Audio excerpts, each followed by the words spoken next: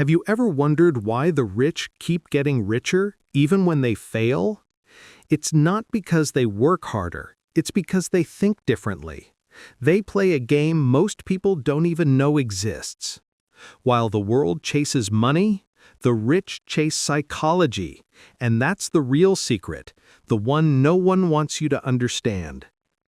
The poor chase money, the rich chase understanding. That's why one runs in circles and the other builds empires. Two people can earn the same money, but one stays broke for life. The difference isn't luck, it's how they think when no one's watching. They say money changes people, but what if thinking differently about money could change you first? This is why the rich keep getting richer. Chapter 1. The hidden truth about why you're not rich. Most people think money is about numbers, about how much you earn, save, or spend. But the truth is, money has far less to do with your wallet and far more to do with your mind.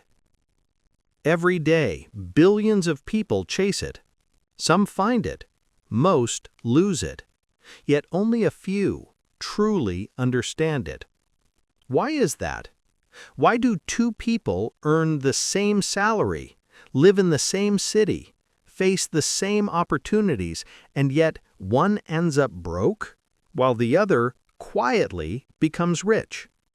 Is it intelligence, luck, discipline, or something deeper, something buried in how our minds are wired to think about money? For centuries, humans have chased wealth without realizing one brutal truth. The game of money is not played in banks or markets. It's played in the 6 inches between your ears. The rich didn't just learn to make money, they learned to think differently about it. They understand something most people never do, that money behaves like energy. It flows where attention goes and disappears where emotion takes control. Think about it. How many times have you heard people say, "I just need more money and all my problems will disappear"? But when that money comes, the problems grow. Because the problem was never the amount, it was the mindset managing it. Studies show that nearly 70% of lottery winners lose it all within 5 years. How can someone go from millions to nothing so fast? The answer lies not in what they earned, but in what they believed about money. The poor and the rich don't just live differently, they think differently. To the poor mind, money is to be spent. To the rich mind, money is to be multiplied. To the poor, wealth means comfort. To the rich, wealth means freedom. To the poor, money solves problems. To the rich, money reveals them. It's not that one person is better than the other, it's that they've been trained to see the world through 2 different lenses. One emotional, the other strategic. One driven by fear, the other by understanding. And that's where the real story of wealth begins.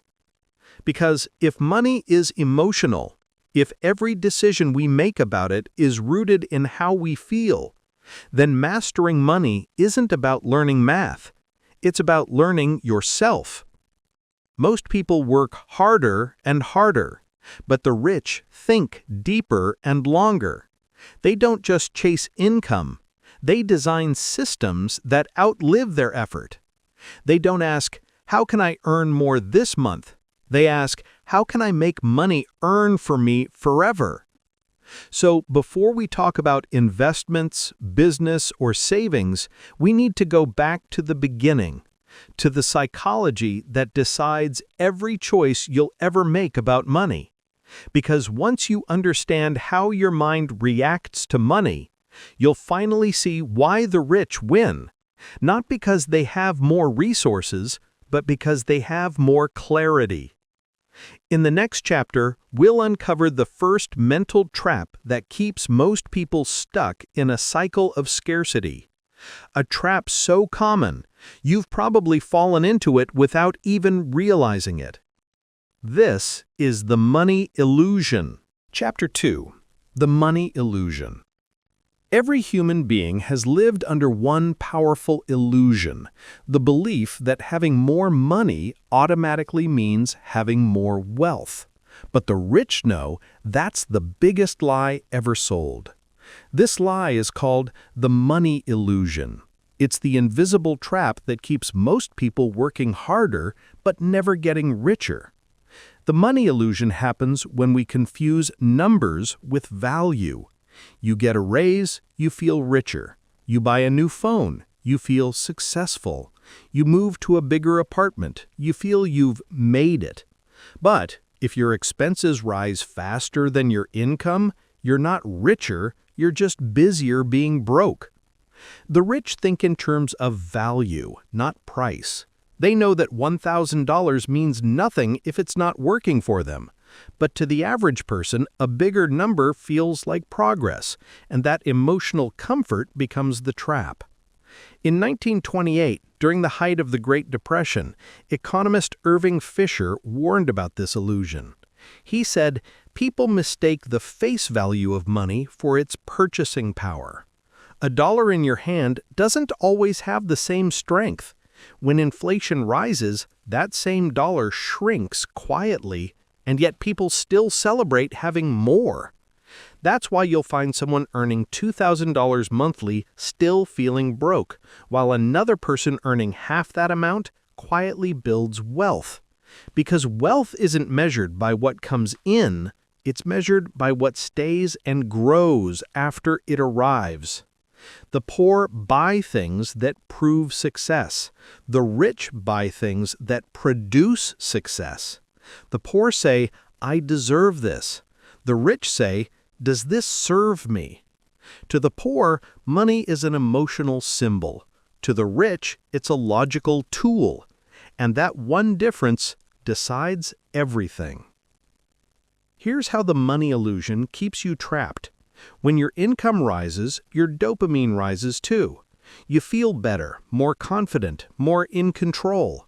But the brain quickly adapts, and that high fades. So what do most people do? They spend more to feel it again. The rich break that cycle by redirecting dopamine into creation, not consumption. Every time they earn, they ask, "How can I make this money work without me working?" That's not greed, that's strategy. The real lesson here is simple but powerful. If you can't control your emotions about money, you'll always work for someone who can. Money follows discipline, not desire. It rewards patience, not panic. It grows in silence, but disappears in noise. So, when the rich make financial decisions, they don't ask, "How much is it?" They ask, "What does it cost me long-term if I don't understand it?" That's how they see opportunities others miss, because they look through the lens of value creation, not value consumption. The money illusion keeps millions chasing figures, but the rich chase freedom. They've learned the difference between living rich and dying broke. And once you understand that, you can finally begin your real journey toward wealth. In the next chapter, we'll uncover the hidden psychology behind risk and fear, and why the poor avoid it while the rich master it. Chapter 3. The Fear Factor. How Risk Shapes the Wealthy Mind. Fear. It's the most powerful currency in the world. It controls markets, it moves nations, and for most people, it silently dictates every decision they make about money. Fear of losing, fear of failing, fear of not having enough. But what separates the rich from everyone else is not that they feel less fear, it's that they interpret it differently. To the average person, fear is a signal to stop. To the wealthy mind, fear is a signal to study. Where others see danger, the rich see data. They've trained themselves to see fear as feedback, not failure. Because they understand one thing most people don't: that comfort kills progress. The average person seeks security, a stable job, a fixed salary, predictable outcomes. It feels safe. But in truth, it's the most dangerous trap ever designed. The rich know that risk isn't something to avoid, it's something to manage. They study it, calculate it, and use it as leverage. They ask different questions. Not what if I fail, but what will I learn if I fail? Not what if it doesn't work, but what if it does, and I'm too scared to find out? That shift in mindset changes everything. In 2008, while millions were terrified of the financial crash, a few investors quietly built empires. They weren't fearless, they were prepared. They understood that when fear floods the market, opportunity hides beneath the panic. That's how fortunes are made, not in times of calm, but in times of chaos. The rich don't run from fear, they read it. They know that emotions are temporary, but consequences are permanent. So how do they do it? How do the rich build a relationship with risk that others can't? They start by understanding that every fear has a source. Most financial fear comes from ignorance, not danger. When you don't understand something, you assume it's risky. But when you study it, you realize it's manageable. That's why the rich invest in knowledge before they invest in assets, because information reduces fear, and ignorance multiplies it. The poor run from the unknown, the rich explore it. The poor say, it's too risky. The rich say, I need to learn the rules. Because wealth is built on calculated courage. The kind that doesn't wait for perfect timing, it creates it. Every great fortune you've ever heard of was born from a moment of discomfort, a leap taken when the crowd said, don't. The difference is not in money, it's in mindset. In the end, fear is not your enemy, it's your compass. It points you to the very place your next breakthrough hides. The question is, will you run from it or rise because of it? Chapter 4.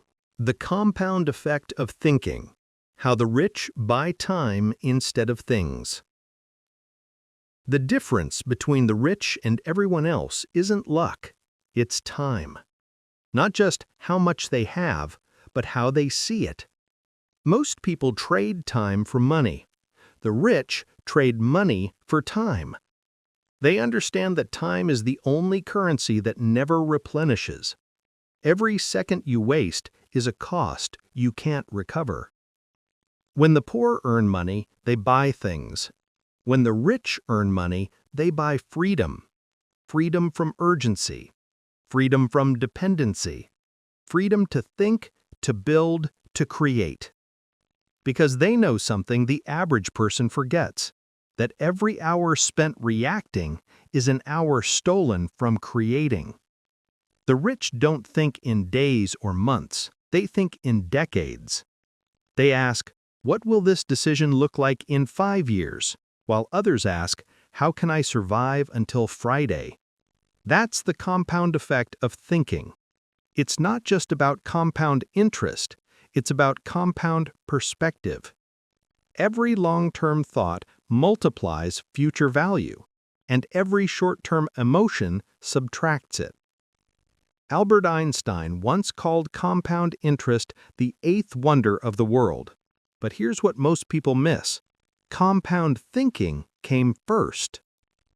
You can't build exponential wealth without exponential patience. That's why the rich don't panic when results are slow. They understand that consistency compounds silently. While the world chases instant returns, the rich chase inevitable returns. They know that the seed doesn't grow faster just because you stare at it. When you think long-term, your emotions shrink. You stop comparing. You stop rushing. You start building. The poor ask, "What can I earn today?" The rich ask, "What can I set in motion today that pays me forever?" That's why the rich don't always look rich. They wear simplicity while they build silently. Because true wealth is invisible first, then undeniable later. The secret is not speed, it's direction. Every decision compounds, every delay compounds, and every distraction compounds. The rich guard their focus the way others guard their wallets. If you can think beyond the moment, you'll start to see what others can't. That wealth isn't built in a rush, it's built in a rhythm. So if you truly want to think like the rich, don't just save money, save time. Protect it, invest it, multiply it. Because money grows when time compounds, and time compounds only when your mindset expands. Chapter 5: The Emotional Bank Account: Why Self-Control is the New Currency. Money doesn't disappear because people are careless. It disappears because people are emotional. Before you can master your finances, you must first master your feelings. Because your emotions are your real currency, and your self-control is the only bank that protects it. Every financial decision you make comes down to one question. Do you control your emotions, or do your emotions control you? The rich understand this truth instinctively. They know that money reacts to energy, and the strongest energy in the world is emotion. That's why they build what psychologists call an emotional bank account. Each time you make a disciplined decision, you deposit self-trust. Each time you panic, overspend, or chase trends, you withdraw it. Over time, your balance determines your financial destiny. The poor chase emotional highs. The rich chase emotional balance. They understand that calm is a form of capital. Think about the last time you lost money. Was it because the numbers were wrong, or because your feelings were? Fear made you sell too early. Greed made you buy too late. Pride made you ignore advice, and envy made you spend to impress. Every emotion has a price tag. The rich just refuse to pay it.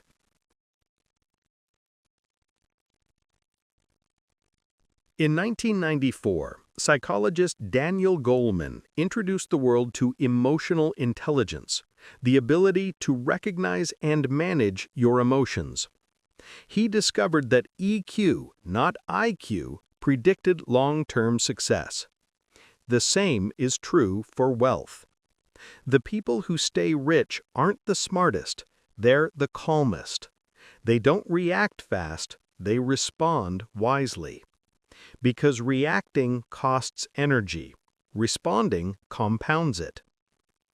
Every day, life tests your emotional account. Someone gets richer, can you stay focused? Markets fall, can you stay patient? An opportunity looks too good, can you stay rational?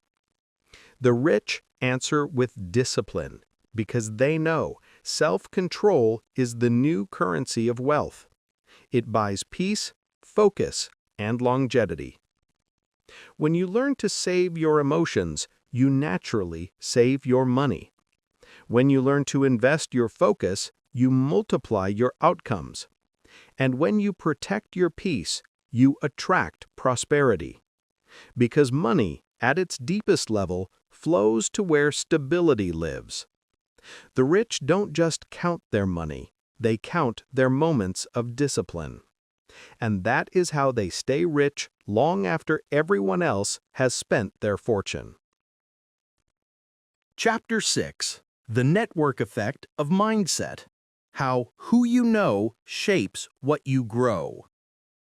Every fortune begins with a thought, but no thought grows in isolation. The mind may plant the seed, but the environment decides if it blooms. The rich understand that money doesn't just flow through effort, it flows through networks, because the people around you are either your greatest investment or your most expensive liability. You've heard the saying, your network is your net worth, but few people understand what that truly means. It's not about collecting contacts or chasing famous names. It's about building environments that shape your thinking. The rich don't network to impress. They network to evolve.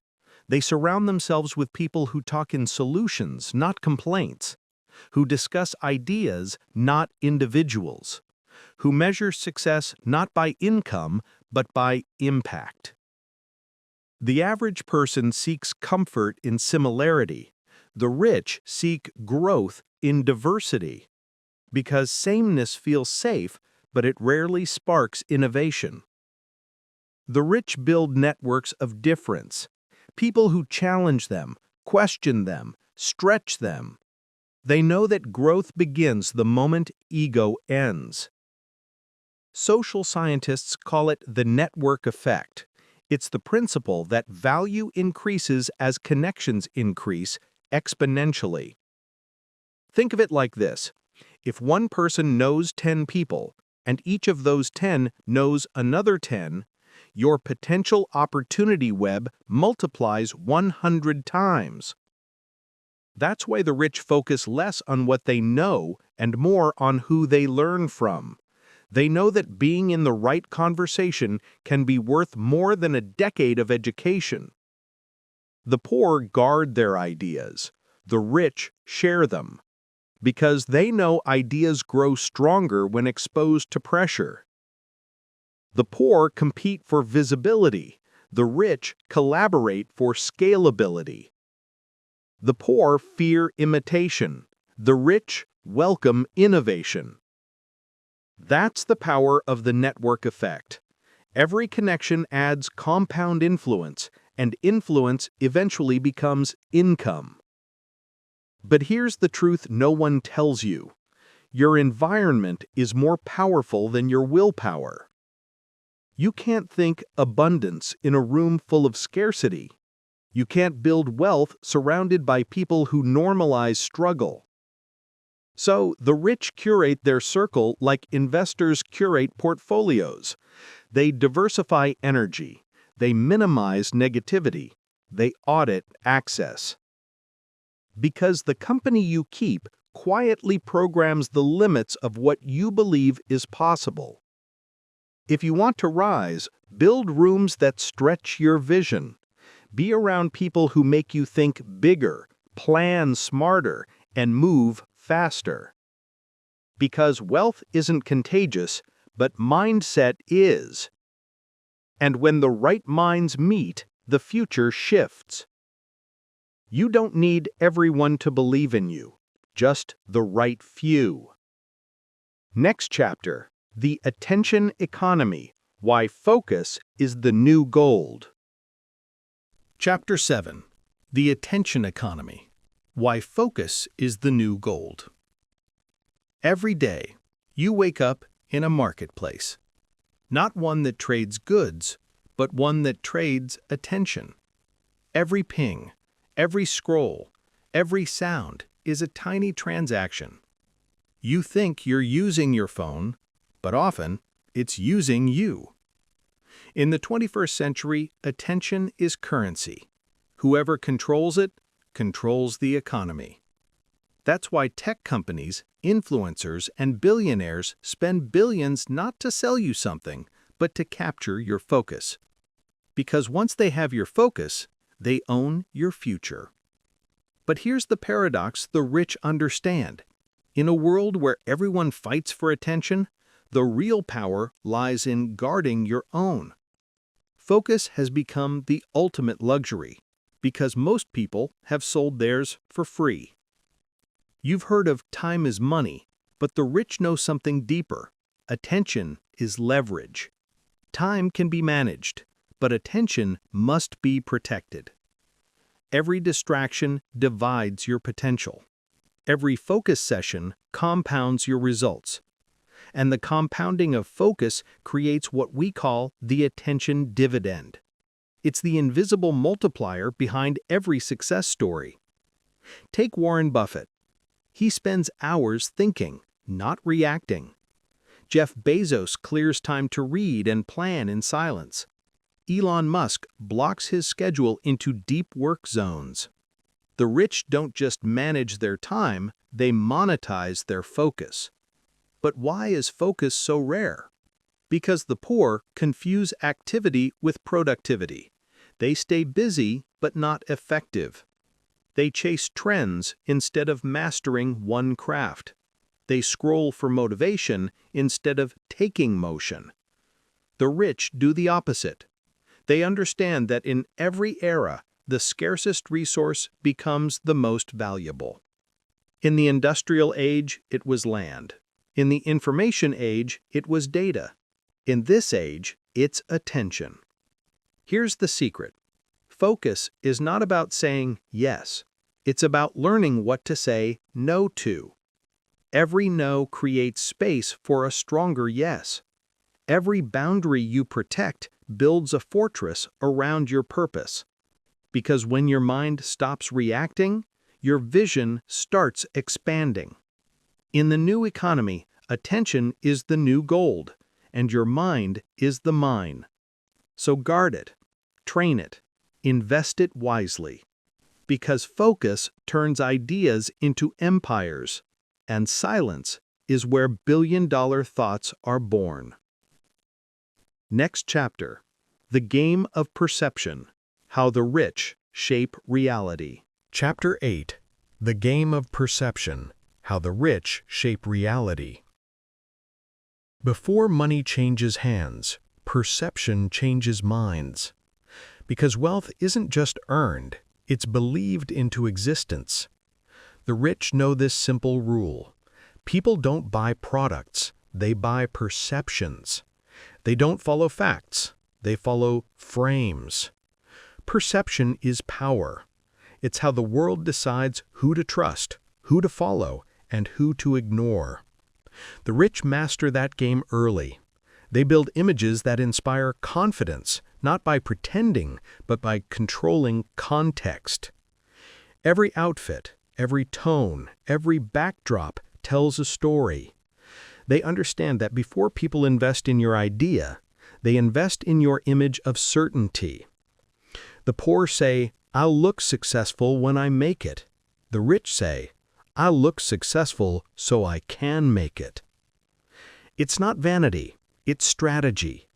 Because in a world flooded with noise, credibility is the loudest currency. They position themselves where belief becomes momentum. And once momentum starts, the world fills in the rest. This isn't manipulation, it's perception architecture. You're not lying, you're aligning people's vision with your purpose. When you dress well, speak clearly, and act with intention, you signal competence before proof.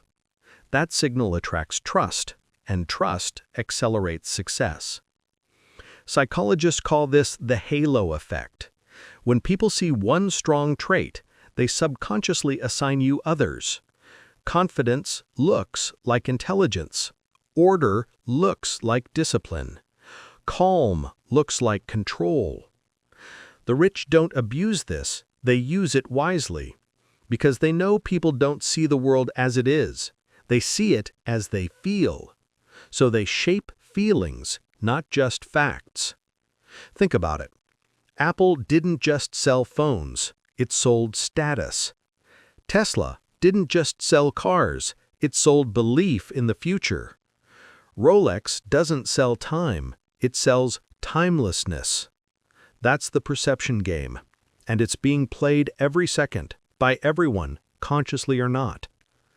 But the poor often reject this game out of pride. They say, "I don't care what people think." The rich know better. They care strategically. Because influence is perception, and perception shapes opportunity. Every day, you are broadcasting a signal, your tone, your posture, your presence. The question is, does it attract what you want or repel it?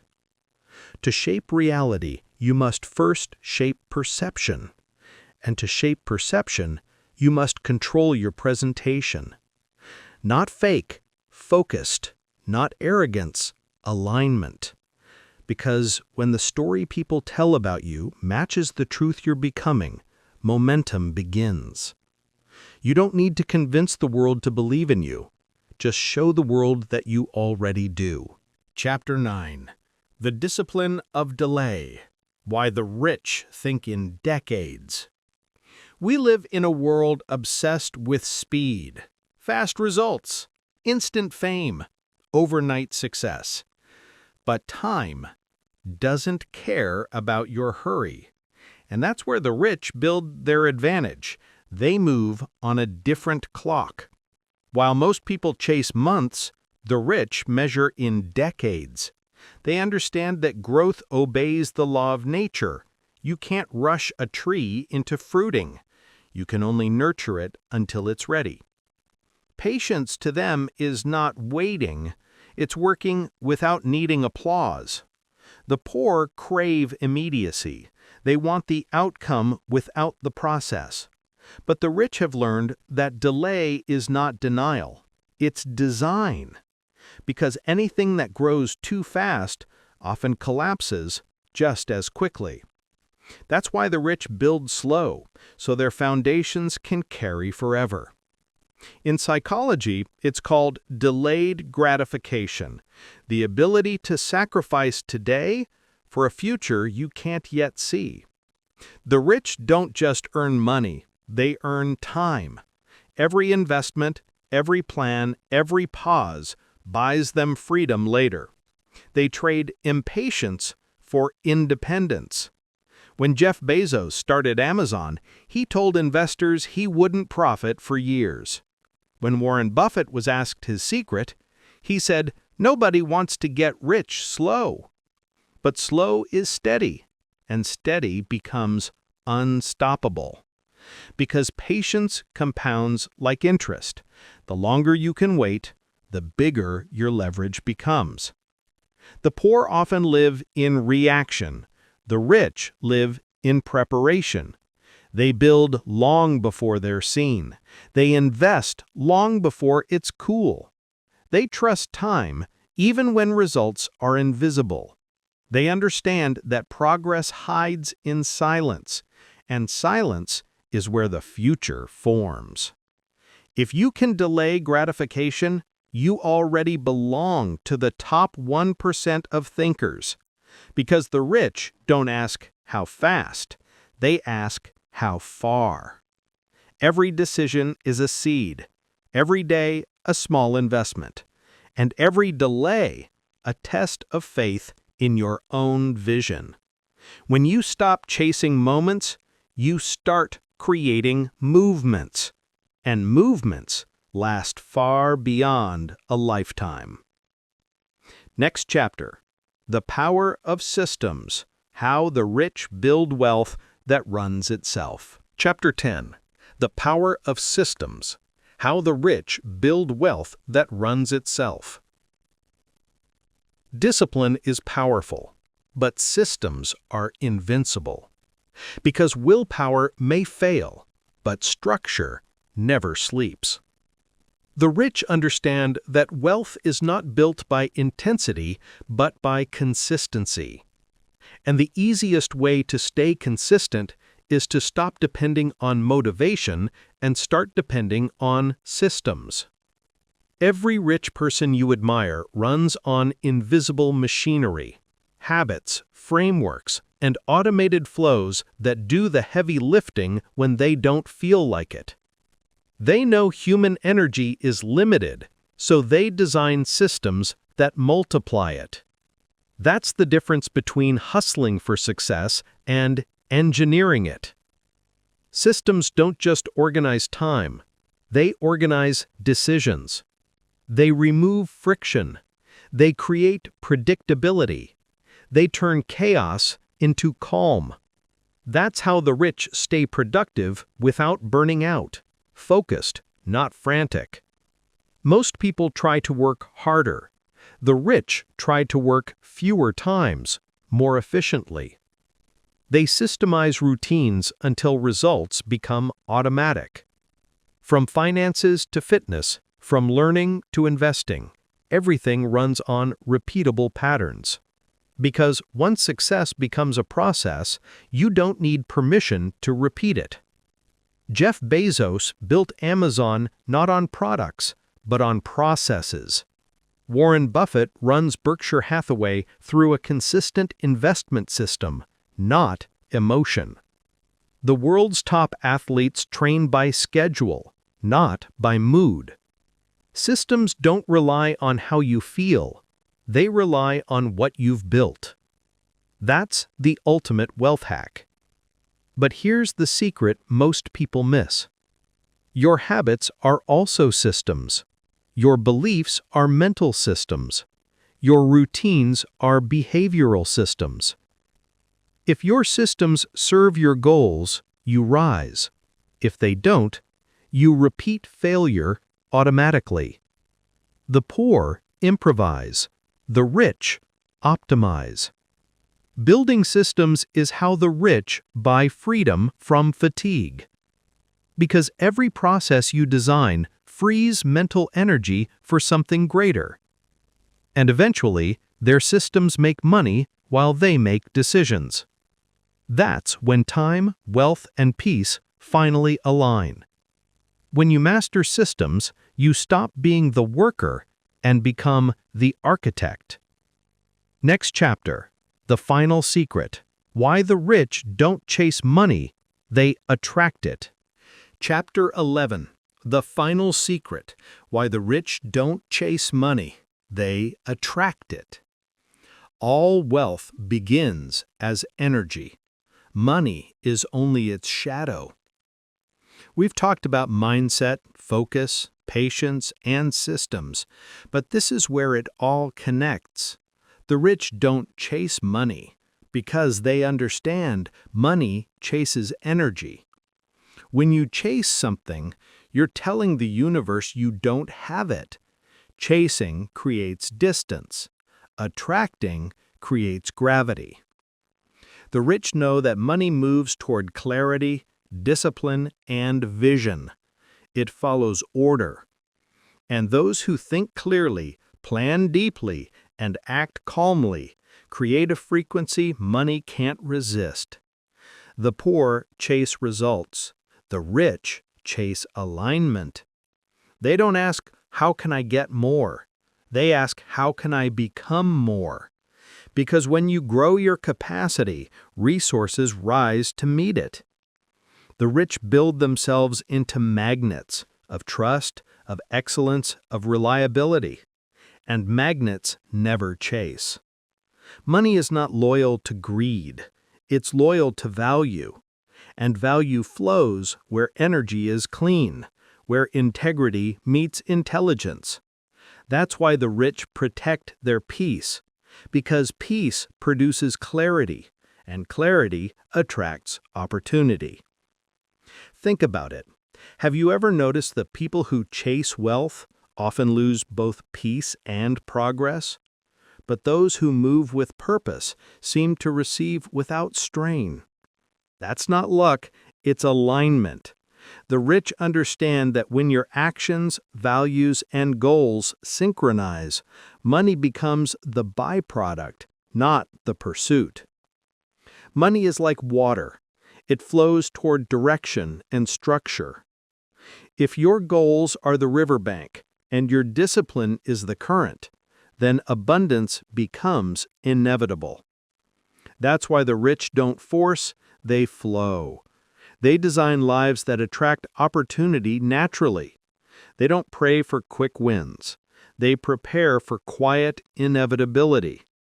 Attracting money isn't magic. It's maturity. It's the calm confidence of someone who knows that value, like gravity, always finds its level. So stop chasing what runs. Start becoming what returns. Because when you master yourself, you never have to chase wealth again. It comes home to its rightful owner. Chapter 12. The Reflection. What Money Can't Buy. Money can buy almost everything, except the understanding that creates it. Because in the end, wealth isn't numbers in an account. It's the story you tell yourself about what's enough. The rich understand this truth. Money is a mirror. It reflects who you are when no one's watching.